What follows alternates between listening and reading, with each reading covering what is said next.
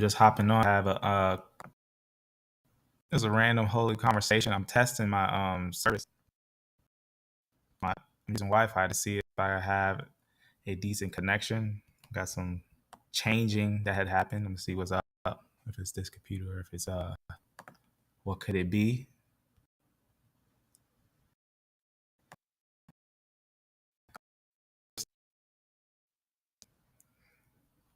For regular videos on ancient cultures and for This I think he touches a lot on Mesopotamian history, which is always interesting to talk about something real fast.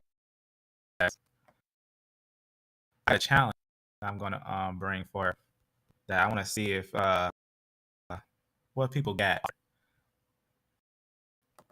And it has to do with obviously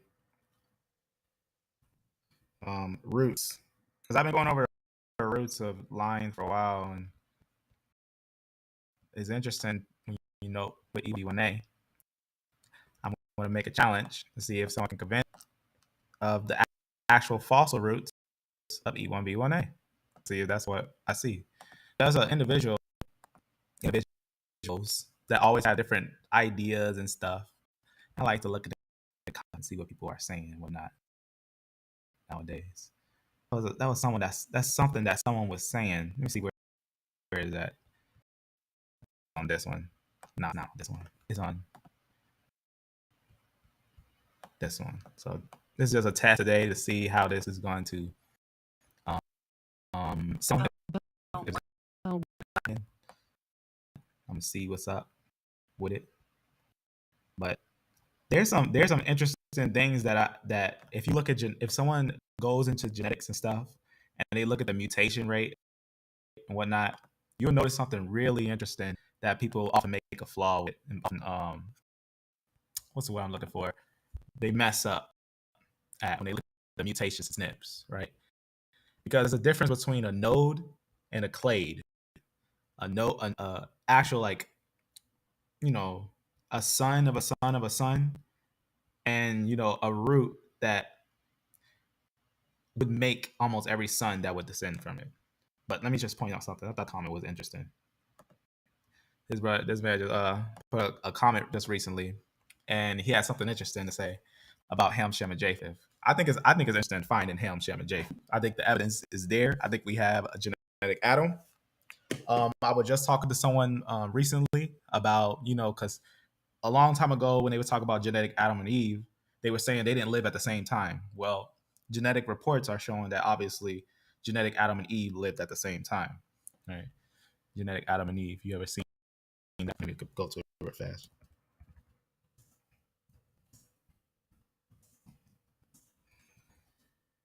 I mean, it's kind of because it really tells you not just that the biblical narrative makes sense, but that it's genetically accurate to know about and whatnot. But it talks about genetic Adam and Eve lived at the same time in a year. A couple of different places where it talks about it. Genetic and Adam and Eve may have the same time, study shows. Obviously, because the Bible is true. That's important to know that the Bible is true. That we have evidence of not only the exact details of creation, but the exact details of genetic creation, right? So we know that there was obviously evidence of Eve, but everyone alive today is not just going to be, what's the word I'm looking for? There's extinct humans, but every single human traces back to a genetic Adam and Eve, right? So we're just speaking facts when we're talking these things. But I want to show you something just as interesting with as this person talked about, and this is why I go over this stuff, because I think it's interesting. He just talks about it's not Y-chromosome Adam. It is Noah descendants. The out of Africa model is false. I agree. The out of Africa model is indeed false. There were 3 identical. Just talks about some Y-DNA groups, not just one. The modern science haven't figured it out yet. I disagree. Modern science has figured it out. That's why there's a lot of studies on it. A lot of different studies on Adam and Eve. and everything, and the nodes, the splits. There are some major splits, but let me read a little more into it. This is the true division of Y-DNA tree. Now, I'm going to show you something. Now, there's a way to find Noah, the genetic Noah, right? I had pointed out before that it was a SNP later on. You all know it as, they'll call it Eurasian atom, a new atom, right? Noah would be like a new atom. Everyone from Noah would be like a type of atom, right? They're modern humans today, living today, not the extinct humans, right? Ancient humans used to be like normal humans, right? Then we seen evidence of Denisovans with jewelry and stuff, right? They was crafting things and everything. They were normal humans, just older, because that's will be the time of the divisions of Seth and Cain. But notice this interesting split. I'm gonna show you something. I'm gonna show you how you can spot a biased design, not just a biased design, but an incorrect split. See, now he just goes off. Obviously, he goes off of A00 and all that stuff. They say A00 is him, right? A00 could be in the mixtures of him because he could have picked up a ancestral state, right? There's ancestral and a derived state. When the sons have mutations, you either get something like a ancestral state where you're going to have like either the SNPs from your ancestors passed down, right? Or you can have a derived state where you have a mutation where it'll be kind of different, right? So Helm could have that A, because I know that we went over A and B. A and B groups would be the Helmetic groups, but he makes a mistake. And the biggest mistake to know about is actually to look at the real scientific way that these SNPs mutate, which we actually know that there's a major division to get from A to E. That's one of the biggest things. In fact, let me show something real fast. This is why I was going over Jensen's design. I had to download traced. No. I'll grab one of Jensen's. Matter of fact, it shouldn't be hard to pull up Jensen's. It's important because I think Jensen's design is the most. I don't know how you spell his name. Daniel Jensen or Trace. I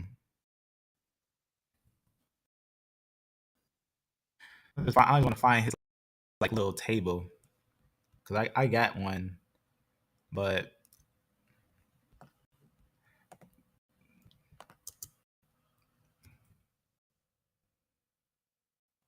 just see if I can find one, point it out. Otherwise, I gotta open up a note. This is wide trees and everything. Let me see. No, I'll open it up. Let's point something out. The reason why is because it's kind of interesting when you think about.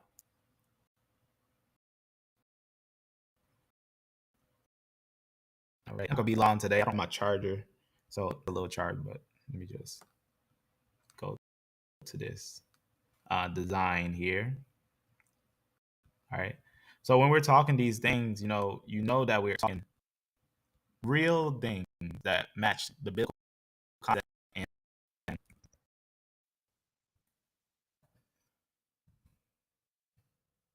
see if I can find this one right here. It was just a little thing that I was going over when I was breaking down mutants. Now I believe in Christ, all that, but when we're going about things genetically, I'm not going to just see. I like answers and, but even Jensen had admit recently that his study on the H group, he said that it was one place in like India, but then he corrected himself and said no, it's actually Indo-European, which is actually important because of the mutation of GHIJK, HIJK that makes H, IJK. They're all related, but Jensen has an interesting design, and this is what his design is, and important because on his design he puts over here him.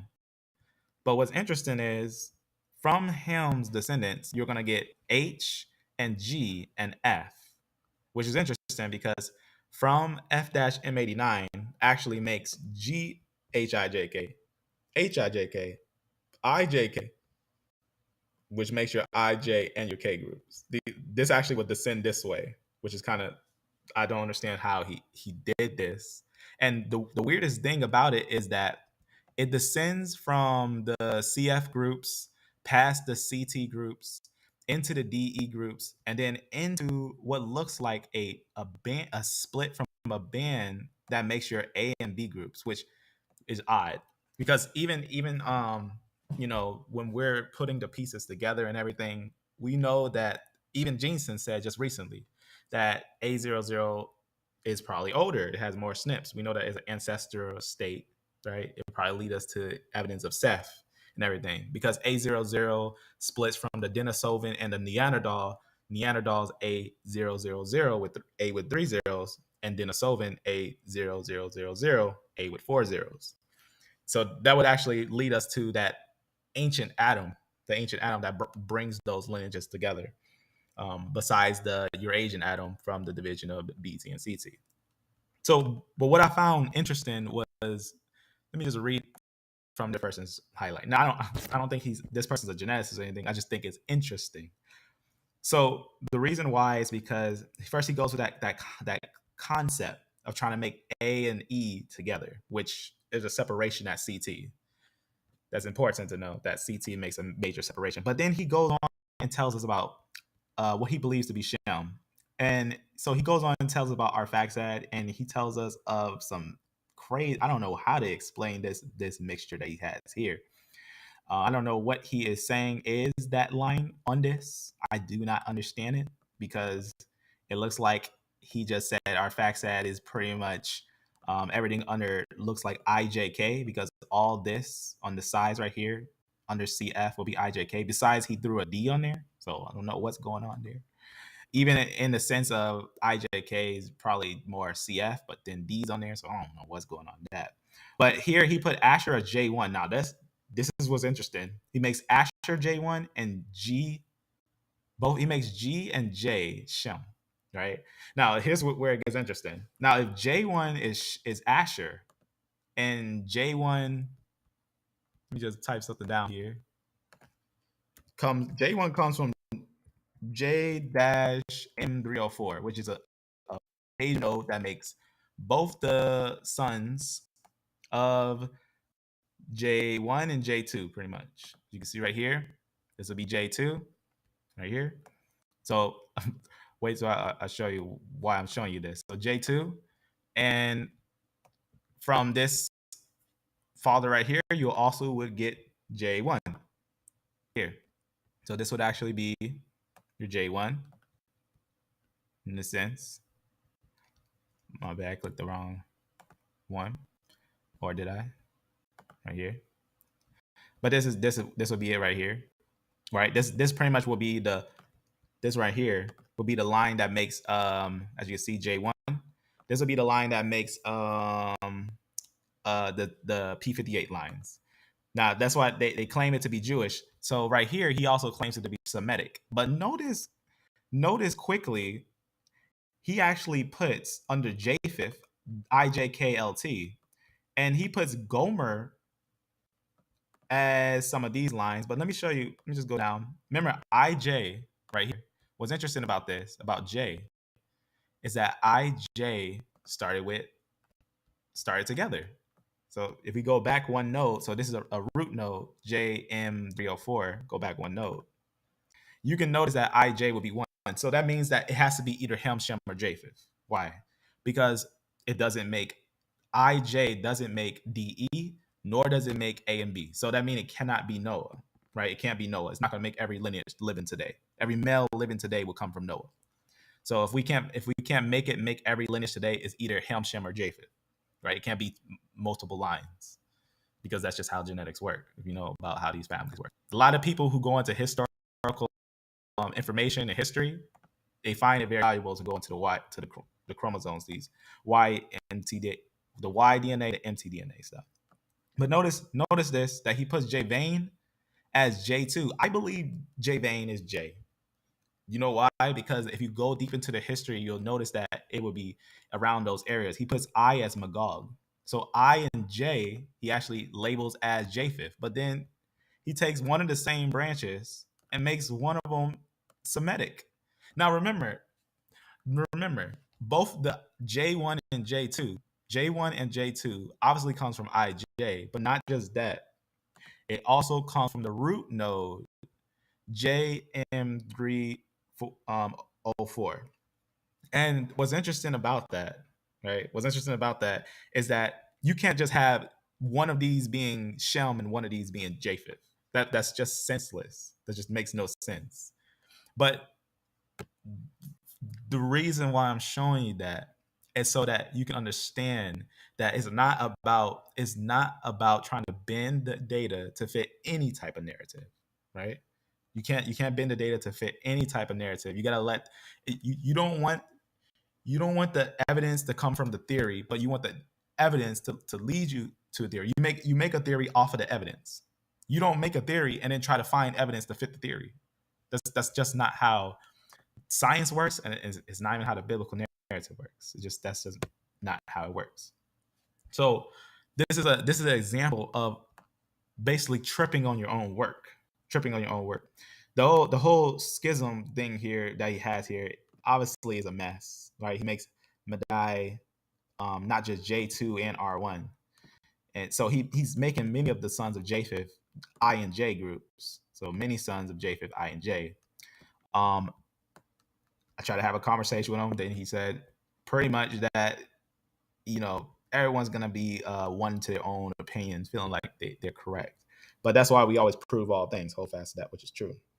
So our fact set, what's interesting about it, then is J.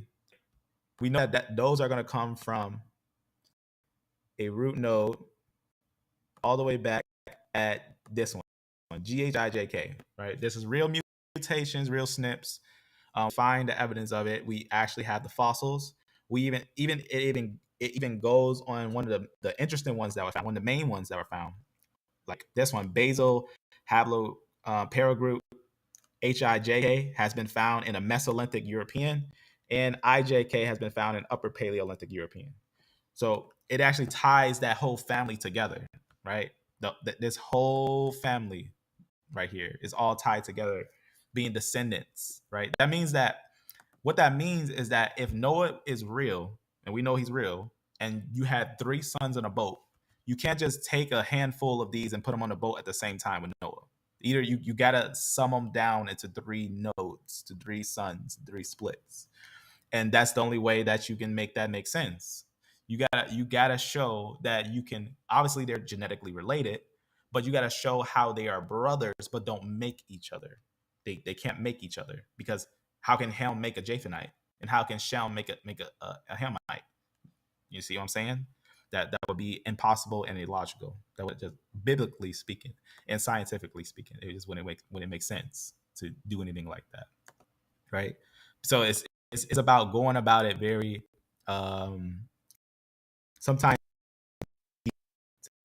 time to study the SNPs, talking to the geneticists, and actually verifying the mutations and everything.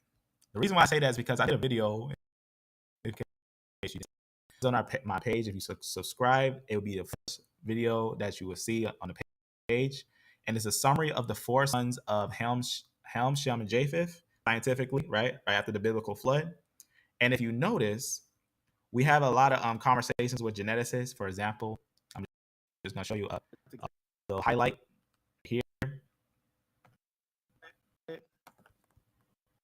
Any questions? Ask. So Shalom, bro. Here's a question I asked the geneticist. I'll show you, and it has to do with monophyletic families.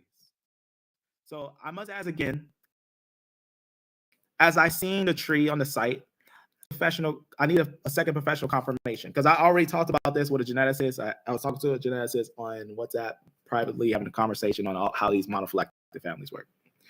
And I just want to get a second confirmation for everyone to understand. J1 and T haplogroups are from IJK. Is all haplogroups like GHIJK related to F-M89? F-M89 was the grandfather of all lines under it. I'm asking, if haplogroup F the grandfather of groups like J and K groups, right?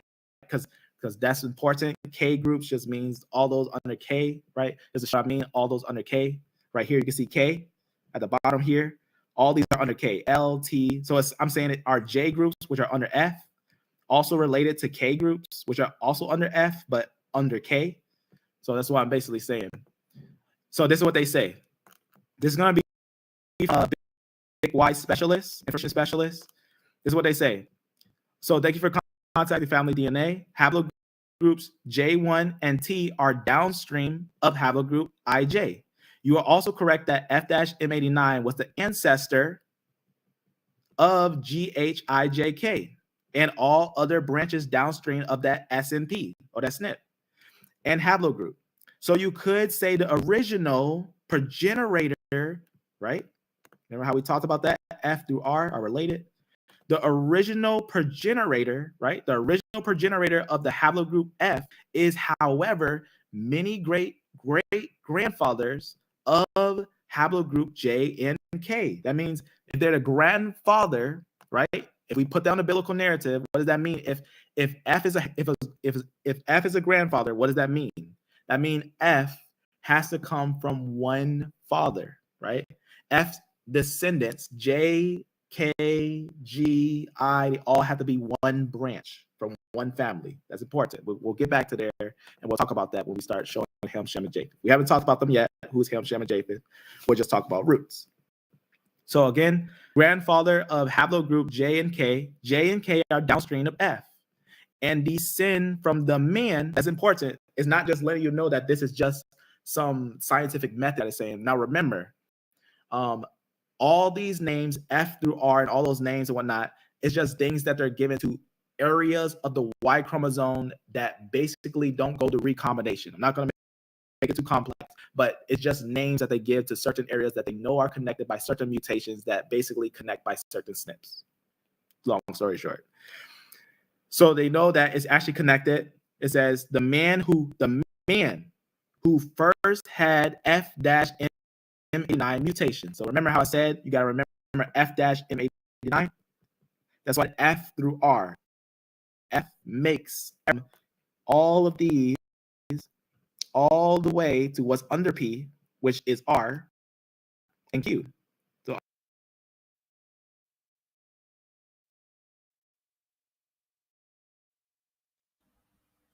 All right, so you know what I'm saying?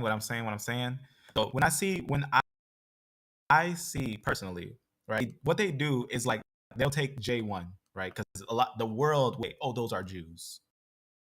Do the world really know what is a Jew and what is a Shemite?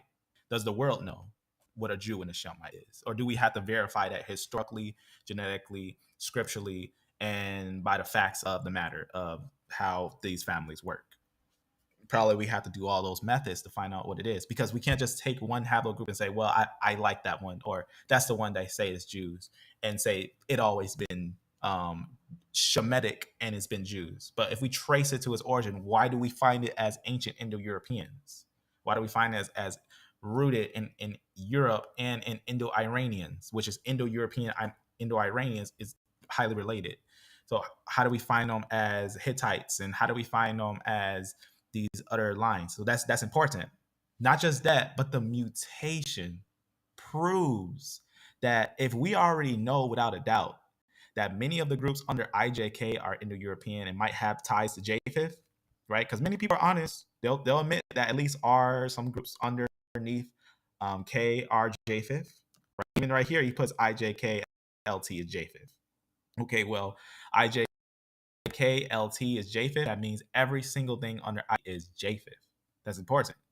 I see, and the reason why I'm saying that is because you'll see different designs take place. Like Jensen took K and made K Shem, IJ Japheth. He made IJ Japheth, and because he knows that without a doubt, almost many people know that these lines, especially I doubt and J, they're ancient Indo-European. They're ancient. That's why he puts right here. They're one of the most Indo-European lines, especially I's. Nordic, Vikings, all those things is highly Indo-European. These are more the Asian, far Asian lines in Asia. O's in Asia, China, right? A lot of this in different areas. This one's gonna be like the Scythians and stuff that was up in the mountains and stuff. So these are definitely going to be, this is the Gasulians, if you know about that. We went over that when we talked about the Canaanites and stuff like that. It's a group that came into the areas of the Levant, but they will be way before the Israelites. These are going to be far lines that actually came out of Asia into the areas of like Africa and to areas of pretty much, I would say, the Middle East. Um, these ones stayed up in the north. These are like some of the most Japhetic lines.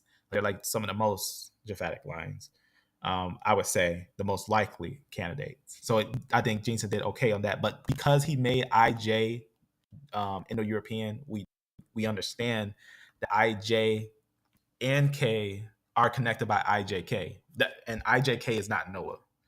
It cannot be Noah scientifically and biblically if we put it on the scale, because IJK doesn't make none of these. It doesn't make any of these. What is that? What do I mean by that? Because if you have a Noah, it has to make every single branch under here, which BT and CT makes every branch under here. BT and CT that splits is the evidence of Noah. That makes your A and B, your D and E, and your CF groups. So your CF will be all these down here. The reason why that's important, because we can get those three nodes perfectly, scientifically, and understand it biblically. But because we got mistakes being made that are so vital, like this one, right? Like Jensen did not convince me at all on his mutation, on the way that these are arranged. And I don't think any geneticist would support his design. The reason why is because the mutations just don't support it. They wouldn't make sense. I would love to have a conversation with Jensen about it. I would surely show you without a doubt that he has ignored IJK, that he has ignored it. The mutations of GHIJK, HIJK, and IJK, he ignored, and he didn't look into F-M89. We know because on his book, F is almost blank. F is almost blank. And that's what's important, is that F-M89 that makes GHIJK, HIJK, IJK was ignored, is highly ignored. And that is going to basically, if he put that on the chart, it would seal the difference between these IJK groups and what are the DE-YAP groups, which are totally different. Which this wouldn't even make sense, because the thing about DE-YAP, they split early. Like they split super early. And we know that no other group has a DE-YAP plus besides D&E. So that means that in the beginning of these lines, D&E separated. And we know because also D&E, the E groups don't really have a Neanderthal mix. They don't really have that. But D has some Denisovan mix, which means that it had to be, as we found them in the Jama culture, ancient, if you know,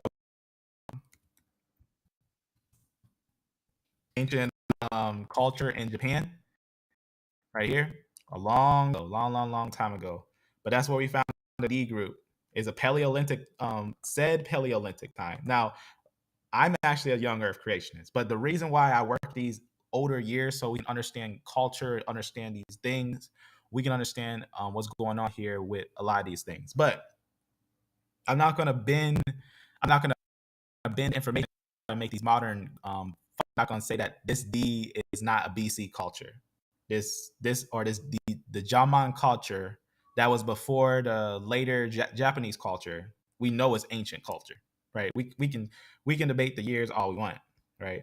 But we know without a doubt it's ancient, because we can layer the cultures together, and we can find out that this culture would be actually a really late culture. And there's D groups found in this culture, which, just to give a quick summary of that real fast. So if we're talking a biblical narrative, we have to have a split of D. So here's D, and you can see they will be there. And this would be a Paleolithic culture, right? This would be a very early culture that would be in the ancient times. So they do have DM55, which is a highly Japanese branch. That's very important to know, right? And we're talking fossils, not modern SNPs, right? Not modern SNPs, not modern people, right? But ancient fossils, ancient finds, right? So the DE group, I think, is not being looked into detailedly enough. And we know without a doubt, if we look into the earliest humans of Asia, right, a lot of Japanese and Chinese studies on these groups. For example, the Y chromosome of the earliest modern human settlement in East Asia, and multiple origins of even the D is found in the Tibet culture and the Japanese. So it talks about the D group being found over there, right? Say about a long time ago and whatnot. Now, obviously, when you think about how early this line had to separate from these lines, right? Why is it that we know that it is obviously a separate family than a lot of different lines? Why is it that they constantly try to merge it with A and B groups and other groups? I just thought, to me, I think Jensen's design is, to me, and understand, I think Jensen is uh a believer of the Bible.